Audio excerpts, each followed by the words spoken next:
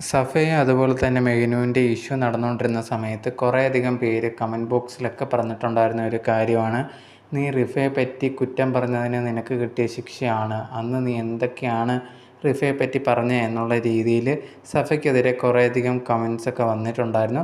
അതിനുശേഷം സഫ തന്നെ പറഞ്ഞിട്ടുണ്ടായിരുന്നു, അന്ന് എനിക്ക് അറിയാതെ ഞാൻ മെഹനാസ് പറഞ്ഞ കാര്യങ്ങളും വിശ്വസിച്ചിട്ടായിരുന്നു റിഫയെ പറ്റി കുറ്റം പറഞ്ഞേ എന്നുള്ള രീതിയിൽ പറഞ്ഞിട്ടുണ്ടായിരുന്നു.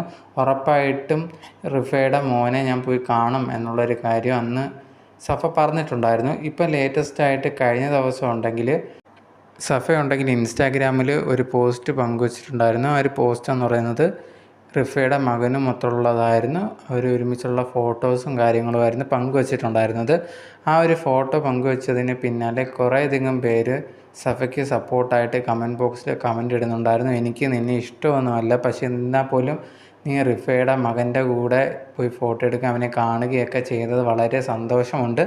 നീ പറഞ്ഞ കാര്യങ്ങൾക്ക്, നീ ചെയ്ത തെറ്റുകൾക്ക് ഒരു പ്രായശ്ചിത്തമായിട്ട് അവൻ്റെ കാര്യങ്ങളൊക്കെ നീ നോക്കണം എന്നുള്ള രീതിയിൽ ആൾക്കാർ കമൻ്റ് ഇടുന്നുണ്ടായിരുന്നു.